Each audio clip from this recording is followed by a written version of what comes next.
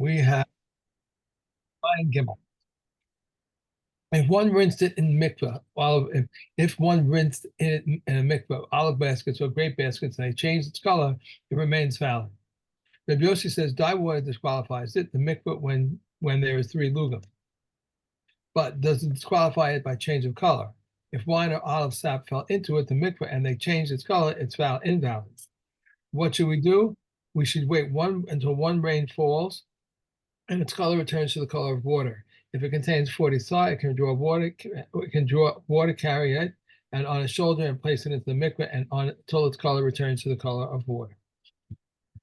If wine or olive saps have fell into it and they change part of its color when they are arranged not 40 saw with color of water, it cannot immerse therein. If 3 lugam of water into which fell a quartov of wine and its color became like the color of wine fall into a mikveh, they do not disqualify it. If 3 lugam of water less a quartov into which fell a quartov of milk and its color remained like the color of water fall into a mikveh, they do not disqualify it. And Rabbi Yochanan ben Nuri says everything follows the color. Okay. Vav, mikveh sheyesh bo 40 sa'ah mechubanos. So you've got a mikveh that is exactly 40 sa'ah. Okay.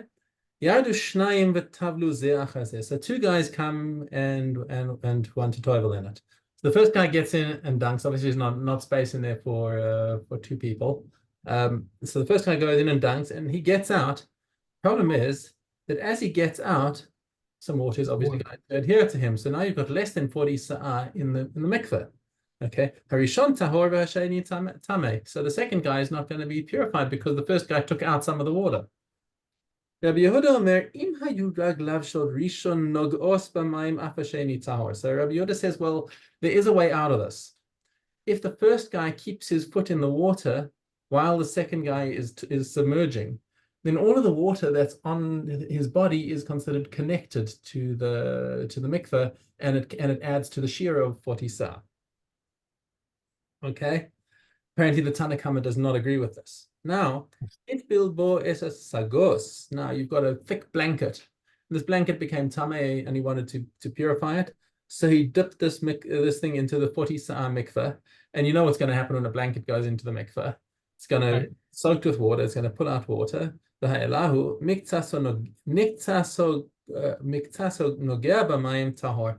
if somebody wants to tovel in that while the blanket is touching the water, then that's tahor. Now, there are 2 ways of reading it. You could say that this is Rabbi Yehuda continuing his opinion, but it's also possible to say that this is a consensus opinion.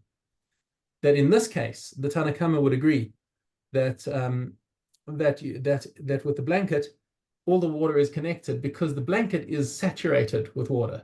So there you really can say that the water is connected. Whereas in the case of the person who's like dripping, he's just got water on his surface in disparate parts, some dry, some wet. So it's not really connected. But the blanket, you can say it's all connected because it's all going to be soaked through. Now, what happens if you've got a pillowcase that's made out of leather? So you want to dip that into the mikveh to purify it. But if you bring it out and it's carrying water, that's going to be mayim she'uvin. So if it's a 40 sa'ah mikveh and you pull water out, now it's less than 40 sa'ah, and now it's mayim she'uvin inside the thing. And as soon as he pours it out, as soon as he pours the water back into the mikveh, and he's going to passel the mikveh. So what do you do if you're in such a situation? You have to lift it up holding the base so that it never actually becomes mayim she'uvin. He draws it out upside down so that the water falls out immediately and it never becomes drawn water. I've never seen any of the mikvot I've been in that there's a place that says, here's the line, it's filled up to here with 40 saw. I never saw anything, a measuring thing, to say that the mikveh is actually. Do they have that? Did you ever see anything like that? I'm sorry, say that again. If you have, in a mikvot, when you go in, is there any kind of notice something that says this is 40? No, you don't need to. You don't need to because the kelim mikveh that we're dealing with are more than 40 sa'ah. They're big. So if you've got a lot of water in there, you can fill it up with mayim she'uvin, not a problem.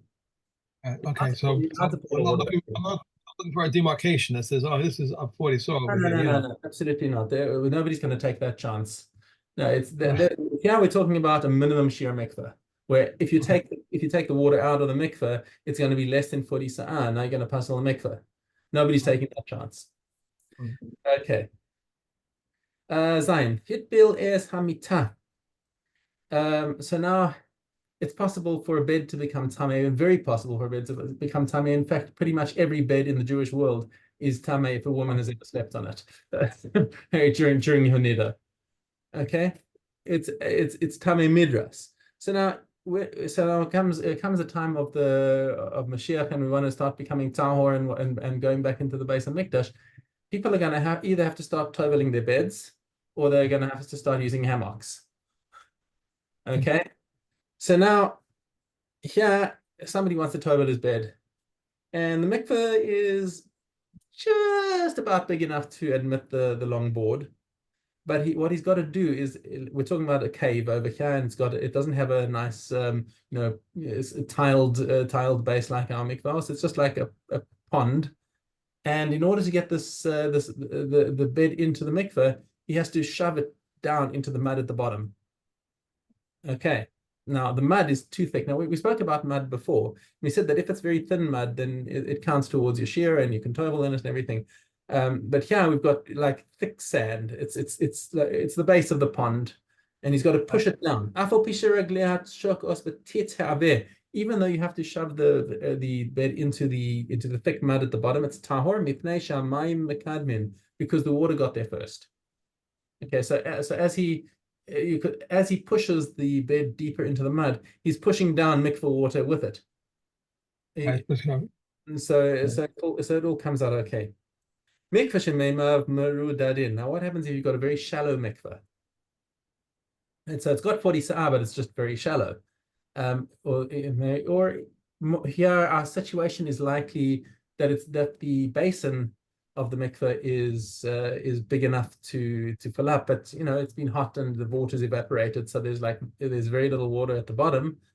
So now what does he want to do? He wants to find some way of getting into it. So what he wants to do is he wants to stuff the sides of the mikveh with other things to push the water level higher. So to make it narrower and higher. So what he can do, kovesh afilu chavile eitzim, can bring bundles of sticks, afilu chavile kanim, or reeds, kedei sheyitpechu hamayim, so that the water level should go up. The yored v'tovel. Then he can go in and he can tovel. Machat shehi nesuna al ma'los hamara. You've got a needle. A needle can also become tameh. It's a kli. And how do you tovel a needle? It's a bit risky to like put it into the main body of the mikveh, because one little wash and you've lost it.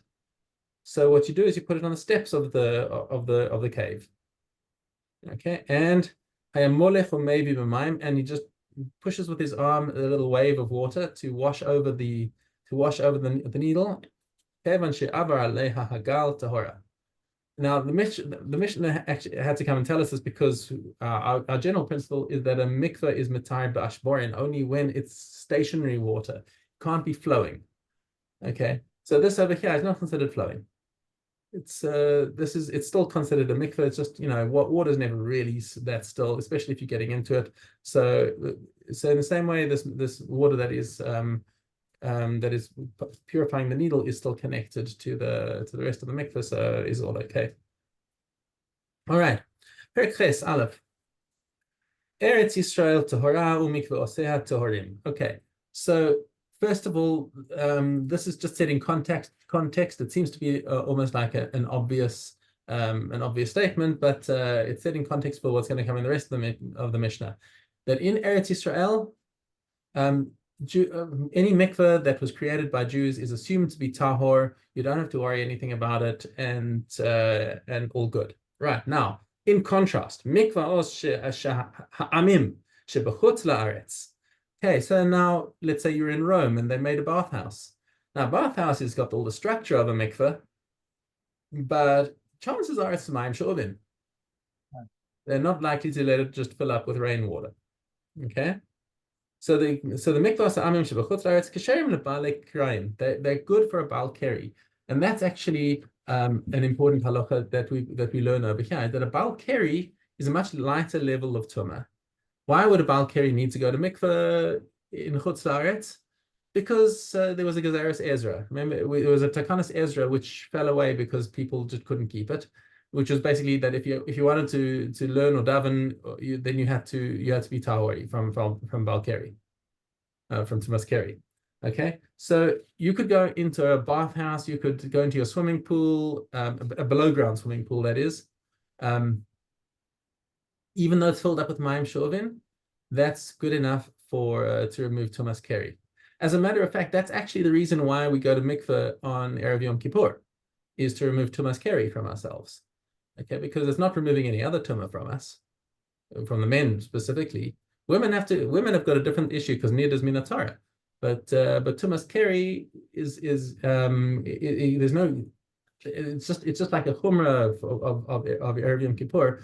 So if you want to go to mikveh on Erev Yom Kippur and you can't find and you just don't want to go into the mikvahs because they're such bedlam, you can find somebody who's got a below ground pool and go for a swim, and that's also 100%.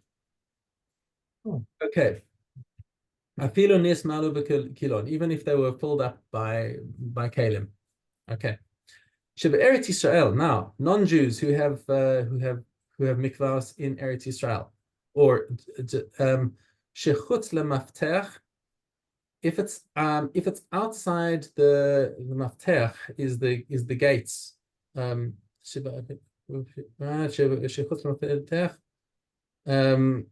There's a stomach there. You don't know if the water is kosher or not. In other words, if it's kosher water or if it's mayim shovin, which means it's not purpose built as a mikveh by Jews. So you're not sure what it was filled with.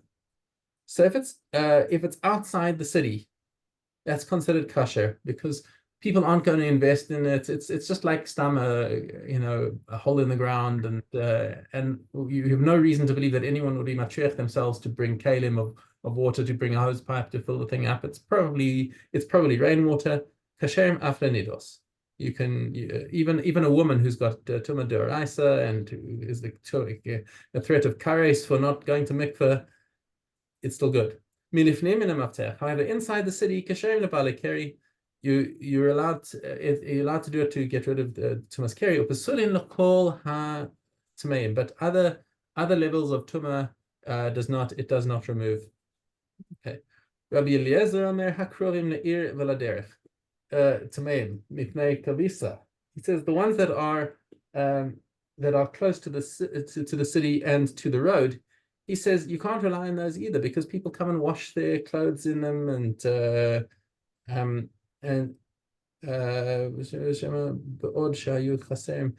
it's possible that while there were less than 40 sa'ah, somebody came and washed their clothes and squeezed water back in and whatever. You can't rely on it. However, if it's far away and people are unlikely to have used the water for industrial or for their personal purposes, then you can rely on it. However, the halacha is like the Tanna Kama. Okay, we done. All right. Okay. We are now on Dalad. If drawn water and rainwater became mixed in a courtyard or in a ditch or on the steps of a cave, when the majority of valid water, the mikveh is valid. But when the majority is invalid water, the mikveh is invalid. Half and half, it is invalid. When they became mixed before they reached the mikveh. When, however, they flowed directly into the water, it is known that 40 saw of valid water fell in before 3 lugim of drawn water came down, the mikveh is valid. Otherwise, it's invalid. Regarding a trough in a rock, one may not fill into it, nor may one consecrate it, nor may one sprinkle out of it, nor one does require a sealed cover, nor does it qualify a mikveh. But if it was a vessel and one attached it to the ground with mortar, then one may fall into it and one may concentrate in it and one may sprinkle out of it, and it requires a sealed cover and it disqualifies a mikveh. If it has a hole on the bottom or on its side so that it cannot hold any water, it is valid. How large must the hole be? The size of a tube of a water skin. Rabbi Yehuda ben Yisara says there was a case of Yehu's Taraf in Jerusalem that had a hole in the size of a tube of a water skin, and all the ritually poor foods in Jerusalem were prepared on its basis. Beis Shammai sent and broke it. But Beis Shammai say it is not valid until the greater part thereof is broken.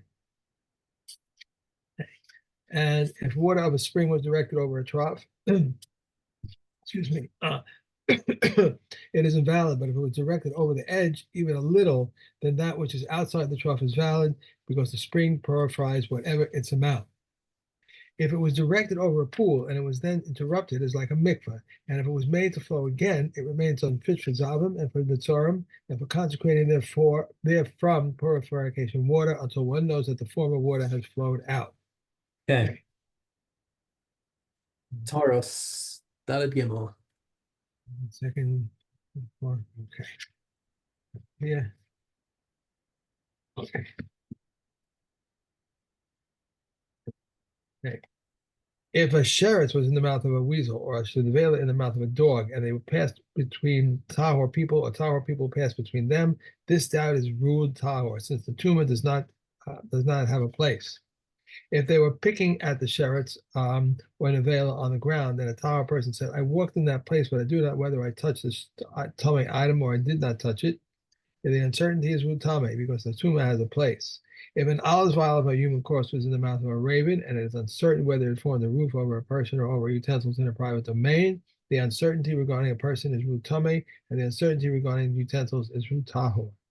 If one fills 10 buckets of water and a sheretz is found in one of the buckets, it is tame, and all the others are tahor.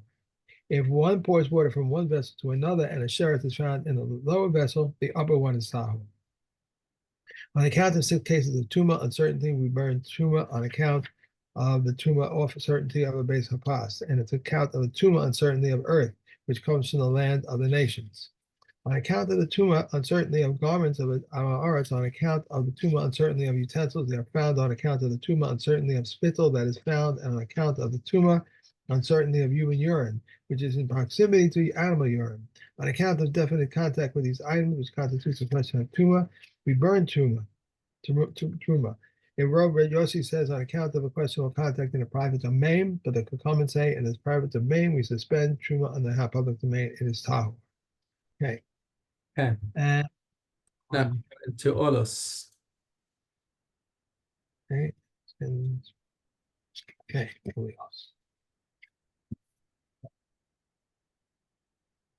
Okay. Yud Dal is up. In a case where the ledges are a handbreadth wide and there is no handbreadth between them, if tumah is underneath them, then underneath them becomes tameh. If there is tumah between them or above them, opposite up to the sky becomes tameh. If the ledges are less than a handbreadth wide, tumah penetrates upward and downward, regardless of whether there is a handbreadth between them or not, and regardless of whether tumah is underneath, between, or above them.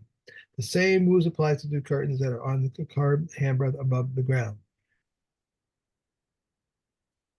A thick garment and a thick beam do not spread tumah unless they are a handbreadth above the ground. If 2 garments are folded one on top of the other, tumah does not spread unless the upper one is more than a handbreadth above the ground. Wooden tables, one above the other, do not spread tumah unless the uppermost one is a handbreadth above the ground. But if they are made of marble, tumah penetrates directly up and directly down. In the case of wooden tables, a handbreadth above the ground and that touch one another at their corners, and there is tumah underneath one tablet, someone who touches the other tablet becomes tameh for 7 days. Utensils underneath the first tablet become tameh, where those underneath the second remain tahor. A tabletop does not spread tumah unless it extends beyond its base by a handbreadth. Right? There's another sentence. One more. There's In the case another of sentence. If there was a bubble. I left something out. I think the last sentence. I'm sorry. A table does not spread tumah unless it extends beyond the base by a handbreadth. Okay, sorry about that. Huh? Okay. Wait, That's the last sentence that I have. is it? Oh, hang on. Which Mishna did you just finish? Aleph?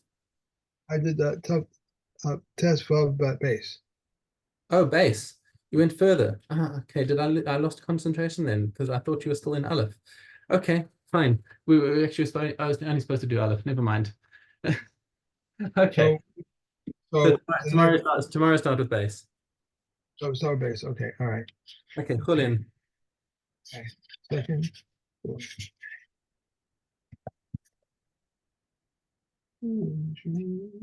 Okay. Vav Zion. With what may we cover and what may we not cover? Start with Vav. That many times. Right. Yeah. If blood splashed on it, a blood splash or is on a knife, one is required to cover it. Rabbi Yehuda says when there is no other blood but that. But if there is blood other than that, he is exempt from covering it. Well, what may we cover with and what may we not cover? We may cover it with fine dung or with fine sand, with lime or with potsherds, or the brick or with a cover of a cast that were crushed. But we not cover with the coarse dung, with coarse sand, or the brick or the cover of a cast that was not crushed. Neither may we invent a cover over it. Rabbi Shimon ben Gamliel stated as a general rule, but whatever makes plants grow may be used for covering, but what does not make plants grow may not be used for covering.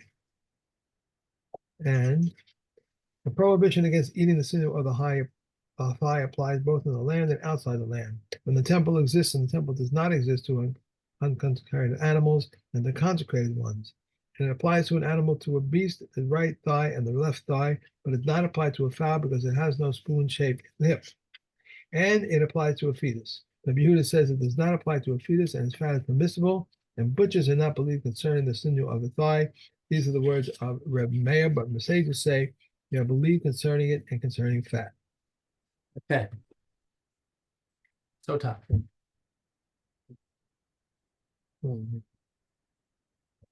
And so, okay, base 12. All agree that he cannot stipulate with her concerning the time before she was betrothed or the time after she will have been divorced. If she secluded herself after she had been divorced and became defiled, and then he remarried her, he could not stipulate with her concerning this. This is the rule. Any incident in which, if she had cohabitated, she would not be prohibited to him, he cannot stipulate with her concerning it. He took her mikvah offering out of the Egyptian basket, put it into a servant's vessel, and placed it in her hand. Kohen placed his hand beneath hers and waved it. He waved it and brought it near the altar, removed the garments and burned it, and then the remainder was eaten by the Kohanim. He first gave her to drink and then offered her mikvah offering. And Shimon says he offered her mikvah offering and then gave it to her to drink, as it is said, and afterwards he shall give the woman the waters to drink. But if he gave her to drink and afterwards offered her mikvah offering, it's valid. Okay. Before this, that's it. Yeah. Bikurim. Okay, I'm getting there. Okay.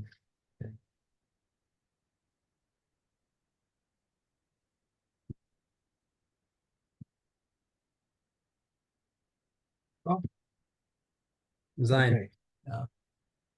Yeah.